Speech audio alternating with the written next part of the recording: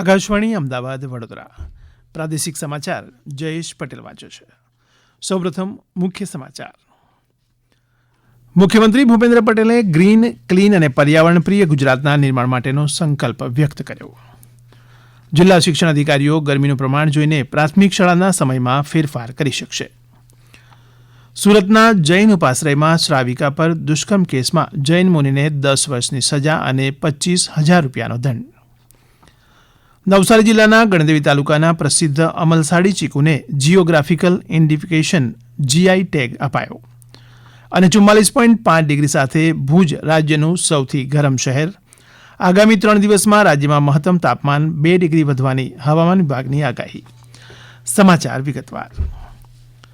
મુખ્યમંત્રી ભૂપેન્દ્ર પટેલે જણાવ્યું છે કે રાજ્ય સરકારે ગુજરાતને ઇલેક્ટ્રિક વાહનોનું હબ બનાવવા અનેક પગલાં ભર્યા છે. શ્રી પટેલે ગ્રીન ક્લીન પર્યાવરણ પ્રિય ગુજરાતના નિર્માણ માટેનો સંકલ્પ વ્યક્ત કર્યો હતો. આજે બાવળા તાલુકાના ચાંગોદર ખાતે એક કંપનીના નવા ઇલેક્ટ્રિક વ્હીકલ મેન્યુફેક્ચરિંગ પ્લાન્ટનું ઉદ્ઘાટન કરતા મુખ્યમંત્રીએ રાજ્યમાં ઈવીને પ્રોત્સાહન આપવા લીધેલા પગલાં અંગે જણાવ્યું.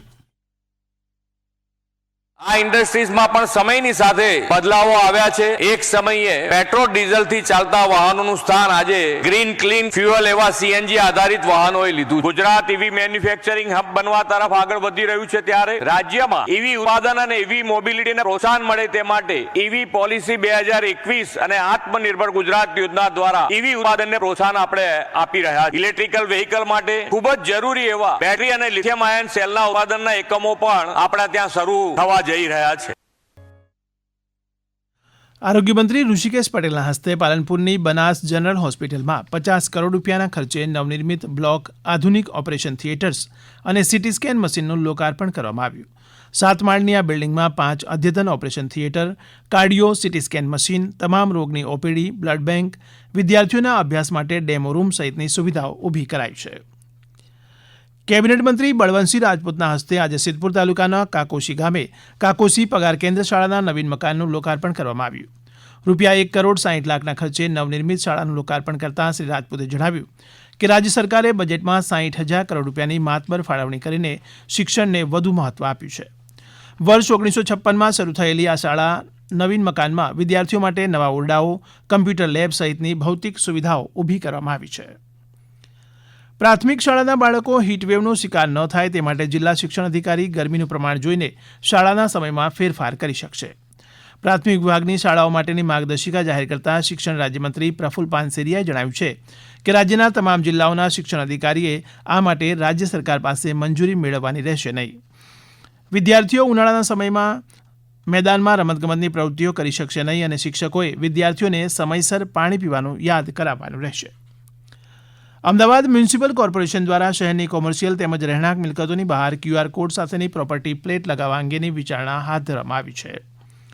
QR કોડ પ્રોપર્ટી પ્લેટ દ્વારા જે તે મિલકતના માલિક, ટેક્સ, સફાઈ, ફાયર સેફટી, મિલકતોની કાયદેસરતા જેવા મ્યુનિસિપલ કોર્પોરેશનના વિવિધ વિભાગોની માહિતી મળશે. આ અંગે સ્ટેન્ડિંગ કમિટીના ચેરમેન દેવાંગ દાણીએ જણાવ્યું હતું કે શહેરમાં આવેલી મિલકતોનું GIS મેપિંગ થાય અને લોકોને તેમની પ્રાથમિક સુવિધાઓની ફરિયાદોથી લઈ અને તમામ જાણકારી મળી રહે તેના માટે આ નિર્ણય લેવામાં આવ્યો છે. પ્રથમ તબક્કામાં શહેરની તમામ મિલકતોનું ડ્રોન દ્વારા તેમજ GIS આધારિત મેપિંગ થશે. નાગરિકોને આ QR કોડને સ્કેન કરીને મ્યુનિસિપલ કોર્પોરેશનને લગતી વિવિધ સેવાઓની ફરિયાદ પણ કરી શકશે. આજે ચૈત્રી નવરાત્રિની આઠમ છે. રાજ્યના શક્તિપીઠ અંબાજી અને પાવાગઢ ઉપરાંત માતાજીના અન્ય પ્રસિદ્ધ મંદિરમાં સવારથી જ ભક્તો મોટી સંખ્યામાં માતાજીના દર્શનાર્થે આવી રહ્યા છે. બનાસકાંઠાના અમારા પ્રતિનિધિ સવજી ચૌધરી જણાવે છે કે મંદિર પરિસર જય અંબેના નાદથી ગુંજી ઉઠ્યું છે. શક્તિપીઠ અંબાજીમાં નવરાત્રિની આઠમ ભરવાનું વિશેષ મહત્વ છે. નવરાત્રિના પ્રથમ દિવસે વાવવામાં આવેલા ઝવેરાનું આજે વિસર્જન કરવામાં આવ્યું. આ અંગે અંબાજી મંદિરના ભટ્ટજી મહારાજે વધુ માહિતી આપી. માતાજીના નવરાત્રની આજે પૂર્ણાહુતિ કરી હોવાથી આજે માતાજીના ઝવેરાનું વિસર્જન અને પૂર્ણાહુતિમાં પહેલા દિવસે માતાજીની ઘટ સ્થાપના કરવામાં આવે છે અને અષ્ટમીના દિવસે ચૈત્ર નવરાત્રિના પૂર્ણાહુતિ હોવાથી માતાજીની રાબેતા મુજબ સવારે મંગળા આરતી, બપોરે રાજભોગ અને રાજભોગ થયા પછી માતાજીના ઝવેરાનું વિસર્જન કરી અને નવરાત્રિની પૂર્ણાહુતિ કરવામાં આવે છે. પંચમહાલ જિલ્લાના હાલોલ તાલુકાના સુપ્રસિદ્ધ યાત્રાધામ પાવાગઢ ખાતે પણ માઈ ભક્તોમાં ભારે ઉત્સાહનું વાતાવરણ જોવા મળી રહ્યું છે. દુર્ગાષ્ટમીના પાવન દર્શન કરી ભક્તો ધન્યતાની લાગણી અનુભવી રહ્યા છે. પાટણ જિલ્લાના અમારા પ્રતિનિધિ રમેશ સોલંકી જણાવે છે કે ચૈત્રી નવરાત્રિના ધાર્મિક પર્વની પાટણ સહિત સમગ્ર જિલ્લામાં ઉજવણી થઈ રહી છે. પાટણ ખાતે સાળવીવાડા વિસ્તારમાં આવેલા લીંબચ માતાના ધામ ખાતે રાજ્યભરમાંથી ભાવિ ભક્તોએ પગપાળા યાત્રા સંઘ દ્વારા આવીને માતાજીના દર્શન કર્યા હતા. આવતીકાલે રામનવમીના પર્વે ભગવાન શ્રીરામની શોભાયાત્રાને અનુલક્ષીને શહેરમાં કાયદો અને વ્યવસ્થાની પરિસ્થિતિ જળવાઈ રહે તે માટે આજે પાટણ શહેર પોલીસ દ્વારા શહેરમાં ફ્લેગ માર્ચનું આયોજન કરવામાં આવ્યું હતું. મહીસાગર જિલ્લાના અમારા પ્રતિનિધિ કૌશિક જોશી જણાવે છે કે લુણાવાડામાં રામનવમી પૂર્વે નગરપાલિકા અને પોલીસે તકેદારીના પગલાંરૂપે આજે શહેરમાં ફ્લેગ માર્ચ યોજી હતી અને શોભાયાત્રામાં અડચણરૂપ દબાણો તેમજ ગલ્લાઓ હટાવવાનો નિર્દેશ આપ્યો હતો. સમાચાર આપ આકાશવાણીના અમદાવાદ વડોદરા કેન્દ્ર પરથી સાંભળી રહ્યા છો. આ સમાચાર આપ અમારી YouTube channel AIR news Gujarat પર પણ સાંભળી શકશો. વધુ સમાચાર માટે અમારી વેબસાઇટ newsonair.gov.in/gujarati અને અમારા એક્સ હેન્ડલ AIR_news_ABAD ને ફોલો કરશો. એક અગત્યની જાહેરાત. પ્રધાનમંત્રી નરેન્દ્ર મોદી આવતીકાલે તમિલનાડુના રામેશ્વરમ ખાતેથી વિવિધ વિકાસ કાર્યોનું લોકાર્પણ અને શિલાન્યાસ કરશે. આ પ્રસંગે પ્રધાનમંત્રીના સંબોધનનું સીધું પ્રસારણ આકાશવાણી પરથી બપોરના 1:25 પ્રસારિત થશે. આના કારણે બપોરના 1:20 ગુજરાતીમાં પ્રસારિત થતા રાષ્ટ્રીય સમાચાર 1:20 થી 1:25 એમ 5 મિનિટના રહેશે અને બપોરના પ્રાદેશિક સમાચાર 2:30 ને બદલે 2:35 થી 2:40 દરમિયાન પ્રસારિત થશે, જ્યારે સમાચાર સમીક્ષા રદ રહેશે. અગત્યની જાહેરાત પૂરી થઈ. આજે 62માં રાષ્ટ્રીય વહાણવટા દિવસની ઉજવણી કરવામાં આવી. 30 માર્ચથી 5 એપ્રિલ સુધી મર્ચન્ટ નેવી વીક પણ ઉજવવામાં આવ્યું. આ પ્રસંગે કચ્છમાં મર્કેન્ટાઇલ મરીન ડિપાર્ટમેન્ટ અને દીનદયાળ પોર્ટ ઓથોરિટી દ્વારા મરીન ફ્લેગ હોસ્ટિંગ, માસ રન, મેરીનો વોક, યોગ સત્ર સહિતના વિવિધ કાર્યક્રમો યોજાયા. 1919માં પ્રથમ વેપારી જહાજ SS લોયલ્ટીની સફરથી લઈને વૈશ્વિક શિપિંગ પાવરહાઉસ બનવા સુધી ભારતે 12 મુખ્ય બંદરો સાથે વહાણવટા ઉદ્યોગમાં શાનદાર પ્રગતિ કરી છે. પ્રસ્તુત છે અહેવાલ.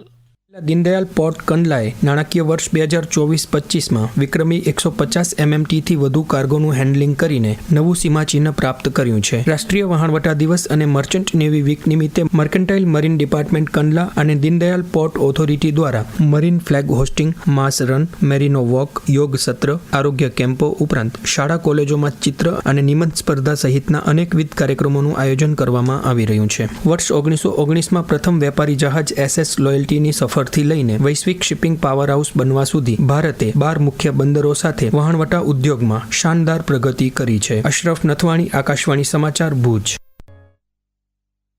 જૈન મુનિ શાંતિસાગરને એડિશનલ સેશન જજની કોર્ટે 10 વર્ષની સજા અને 25,000 રૂપિયાનો દંડ ફટકાર્યો છે. સુરતના જૈન ઉપાશ્રયમાં 8 વર્ષ અગાઉ વડોદરાની શ્રાવિકા પર તાંત્રિક વિધિના નામે દુષ્કર્મ ગુજારનારા જૈન મુનિ શાંતિસાગરને કોર્ટે ગઈકાલે દોષિત ઠેરવ્યા હતા. અમારા સુરતના પ્રતિનિધિ લોપા દરબાર જણાવે છે કે આ કેસમાં સરકાર પક્ષે રાજેશ ડોબરિયા અને મૂળ ફરિયાદી તરફથી એડવોકેટ મુખત્યાર શેખે દલીલો કરી હતી. નવસારી જિલ્લાના ગણદેવી તાલુકાના પ્રસિદ્ધ અમલસાડી ચીકુને જીઓગ્રાફિકલ ઇન્ડિકેશન એટલે કે GI ટેગ આપવામાં આવ્યો છે. નવસારી કૃષિ university, Gujarat council of science and technology તેમજ વલસાડ નવસારી ફળ અને શાકભાજી સહકારી સંઘ લિમિટેડના સંયુક્ત પ્રયત્નના પરિણામે આ ટેગ મળ્યો છે. GI ટેગ મેળવનાર દક્ષિણ ગુજરાતની આ પ્રથમ કૃષિ પેદાશ છે. ગણદેવી તાલુકાને વૈશ્વિક ભૌગોલિક ઓળખ આપતા આ નિર્ણય અંગે અમલસાડ વિભાગ વિવિધ કાર્યકારી સહકારી ખેડૂત મંડળી લિમિટેડના સેક્રેટરી આશિષ નાઈકે વધુ માહિતી આપી. જીઓગ્રાફિકલ ઇન્ડિકેશન રજિસ્ટ્રેશન વિભાગ ચેન્નાઈ ખાતે અમલસાડ ચીકુને GI ટેગ પ્રમાણપત્ર એનાયત કરવામાં આવ્યું હતું. આ પત્ર એનાયત થતાં સહકારી અને ખેડૂત આલમમાં આનંદ વ્યાપી ગયો છે. ગણદેવી તાલુકાને નવી ઓળખ પ્રાપ્ત થઈ છે અને GI ટેગને કારણે ચીકુની વૈશ્વિક ફલક પર માંગ વધશે એવી આશા છે. GI ટેગ મળવાને કારણે હવે ચીકુ માટે નવા બજારો ખુલશે એવી પણ આશા સેવાઈ રહી છે અને ખેડૂતોને આર્થિક ઉન્નતિ થશે એવો આશાવાદ ઉભો કર્યો છે. હવામાન વિભાગે આગામી 3 દિવસમાં રાજ્યના મહત્તમ તાપમાનમાં 2 ડિગ્રી જેટલો વધારો થવાની આગાહી વ્યક્ત કરી છે અને 6 તથા 7 એપ્રિલે કચ્છમાં હીટવેવ માટેનું રેડ એલર્ટ જાહેર કર્યું છે. ગુજરાત તેમજ સૌરાષ્ટ્ર અને કચ્છમાં સરેરાશ મહત્તમ તાપમાન 40થી 43 ડિગ્રી સેલ્સિયસ રહેવાની સંભાવના છે. હવામાન વિભાગના નિયામક ડોક્ટર A.K. દાસે છેલ્લા 24 કલાકમાં મહત્તમ તાપમાન વિશેની માહિતી આપી. ज़्यादा टेम्परेचर जो है वो है भुज में है 44.5 डिग्री सेंटीग्रेड और अहमदाबाद में जो टेम्परेचर जो है 41.3 डिग्री सेंटीग्रेड और बाकी 40 से ऊपर जो टेम्परेचर रिकॉर्ड हुआ है सुरेंद्रनगर में 43.2 डिग्री सेंटीग्रेड, राजकोट में 42.9 डिग्री सेंटीग्रेड, दिशा में 42.1 डिग्री सेंटीग्रेड, कंडला में 42 डिग्री सेंटीग्रेड. અંતમાં મુખ્ય સમાચાર ફરી એકવાર. મુખ્યમંત્રી ભૂપેન્દ્ર પટેલે ગ્રીન, ક્લીન અને પર્યાવરણ પ્રિય ગુજરાતના નિર્માણ માટેનો સંકલ્પ વ્યક્ત કર્યો. જિલ્લા શિક્ષણ અધિકારીઓ ગરમીનું પ્રમાણ જોઈને પ્રાથમિક શાળાના સમયમાં ફેરફાર કરી શકશે. સુરતના જૈન ઉપાશ્રયમાં શ્રાવિકા પર દુષ્કર્મ કેસમાં જૈન મુમીને 10 વર્ષની સજા અને 25,000 રૂપિયાનો દંડ. નવસારી જિલ્લાના ગણદેવી તાલુકાના પ્રસિદ્ધ અમલસાડી ચીકુને જીઓગ્રાફિકલ ઇન્ડિકેશન ટેગ અપાયો અને 44.5 ડિગ્રી સાથે ભુજ રાજ્યનું સૌથી ગરમ શહેર રહ્યું. આકાશવાણીના અમદાવાદ વડોદરા કેન્દ્ર પરથી પ્રાદેશિક સમાચાર પૂરા થયા.